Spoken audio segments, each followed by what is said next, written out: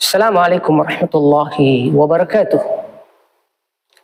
Alhamdulillah alladzi yaqbalu at-taubata an ibadi wa ya'fu 'anis sayyi'at.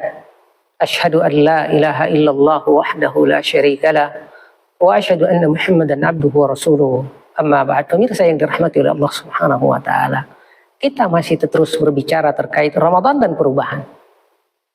Ya.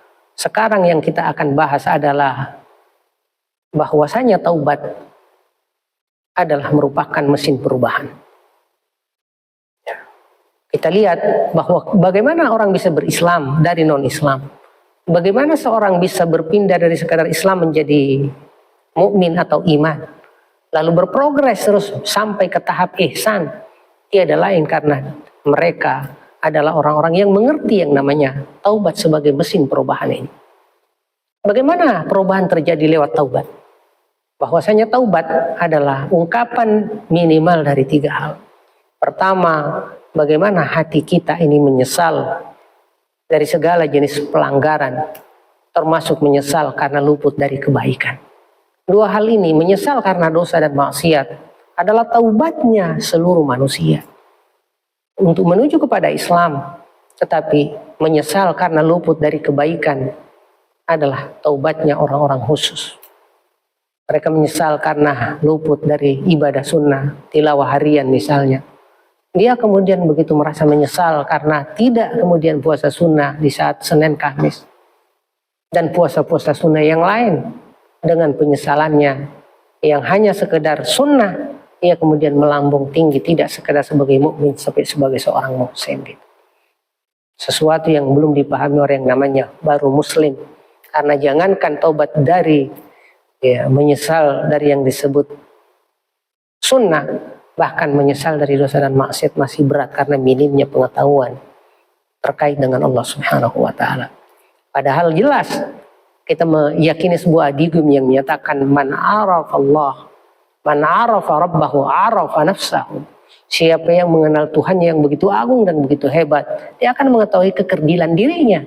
Dan inilah yang luput dari orang-orang yang belum mengenal Allah Subhanahu wa taala. Maka kata Allah, fala takunu kalladzina nasullah. Janganlah kalian kayak Yahudi yang lupa Allah. Fanasu anfusahum. Siapa yang melupakan Allah, pasti dia lupa dirinya. Karena cerminan diri seorang hamba tergantung dari pengagungan pengetahuannya dengan keagungan Allah Subhanahu wa taala. Sehingga kita di hadapan Allah adalah pengemis yang senantiasa harus meminta kucuran hidayah, kucuran rahmat, bantuan untuk disampaikan kepada yang kita inginkan, perlindungan dari seluruh yang mengancam. Nah, jemaah yang dirahmati oleh Allah Subhanahu wa taala, itu semua adalah kerjaan hati, pekerjaan jiwa. Ya, lalu kemudian kita lanjutkan dengan sisi kedua yang namanya lisan berupa istighfar.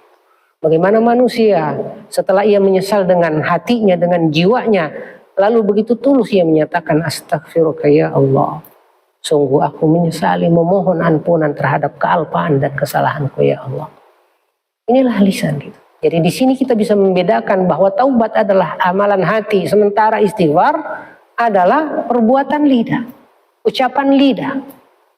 Ya. Dan lalu dari istighfar itulah kemudian kita berlanjut ke fisik, yaitu meninggalkan dosa dan maksiat, meninggalkan kelalaian dan kealpaan dari sunnah-sunnah, ya. Untuk kemudian kita tinggalkan kesalahan-kesalahan ini, lalu beralih kepada yang benar dan yang baik. Inilah yang disebut awwab. Inilah yang disebut tawwab. Ya. Yaitu orang-orang yang senantiasa kembali ketika ia merasa salah jalur. Karena fitrahnya adalah fitrah kebenaran. Ya. Sehingga orang-orang yang baik disebut bahwa alladzina idza fa'alu fahisyah. Mereka apabila melakukan dosa dan maksiat, zakarullah, mereka kemudian teringat akan keagungan Allah. Fastaghfaru li dzunubihim, maka dengan segera mereka berbalik memohon ampunan kepada Allah Subhanahu wa taala. Inilah yang kita lihat dari baginda Nabiullah Yusuf alaihissalam. Ya. Dia begitu menyesal. Ya. Beliau menyatakan ma'adzallah innahu rabbi.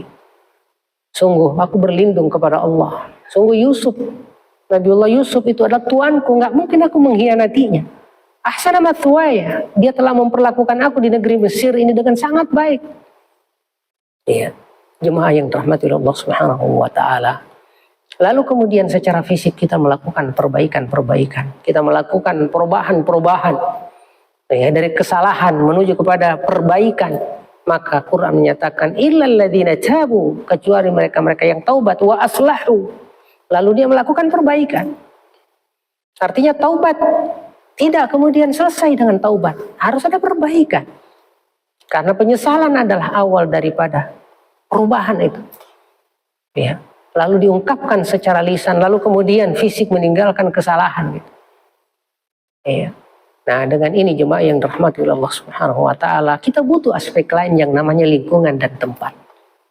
Maka orang-orang yang baik, orang-orang yang sadar seharusnya kemudian selektif memilih tempat yang bisa mendukung agar dia tidak mudah terpeleset, agar dengan mudah dia teringat dengan kekurangan-kekurangannya, tentunya dengan bergabung dengan komunitas yang searah, di mana di situ ada orang-orang yang bersegera menuju kebaikan, di sana ada orang-orang yang berlomba menuju kepada kebaikan dan perbaikan. Inilah merupakan bagian dari kesempurnaan, bahwa muslim yang baik adalah mereka yang kemudian mengerti namanya musarah, bergegas untuk kemudian melakukan kebaikan, lalu kemudian melanjutkannya kalau perlu al-musarah, yaitu kemudian berlomba-lomba dalam kebaikan ini. Makanya orang-orang istimewa unggulan muhsinin di dalam Islam, cirinya adalah astabiqul khairat. Mereka berlomba-lomba. Bahkan kata Allah, sabiqun bil khairat. Mereka adalah orang-orang yang berlomba-lomba dalam hal kebaikan. Nah, jemaah yang dirahmati Allah Subhanahu wa taala, dengan berada di komunitas yang baik, maka perbaikan akan makin real dan ia pun ikut menjadi bagian dari solusi masalah yang ada pada sekitarnya. Dan kalau kita lanjutkan hal ini, maka sesungguhnya inilah yang disebut hijrah, pemirsa yang dirahmati Allah Subhanahu wa taala. Hijrah pun ada dua. Pertama, hijrah ma'nawiyah, yaitu berpindah secara kejiwaan. Seperti tadi, dari kesalahan menuju kebaikan, dari non-Islam menjadi Islam, dari Islam menjadi mukmin, dari mukmin menjadi muhsin, ya, dari haram menjadi halal, dari buruk menjadi baik. Ya, ini adalah bagian dari perubahan maknawi yang sifatnya adalah koreksi diri, ya, muhasabah tentunya dengan ilmu. Itulah kenapa belajar mutlak di dalam Islam, karena tidak akan pernah bisa berubah orang yang tidak mau belajar. Belajar pun tidak harus formal. Belajar pun seperti kita lihat bagaimana Rasulullah SAW penasaran dengan hakikat hidup. Ya, kenapa ada kezaliman? Ya, kenapa kemudian begitu banyak orang yang diterlantarkan? Kenapa banyak tanggung jawab yang tidak ditunaikan? Ya, kenapa kezaliman begitu merajalela? Kenapa seolah pendidikan itu tidak berhak didapatkan oleh orang-orang yang miskin? Seolah kemudian kesehatan itu terlalu mahal bagi orang-orang yang tidak berpunya. Jemaah yang dirahmati Allah Subhanahu wa taala.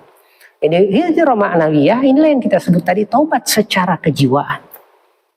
Lalu ada namanya hijrah hissiyah, yaitu berpindah secara fisik.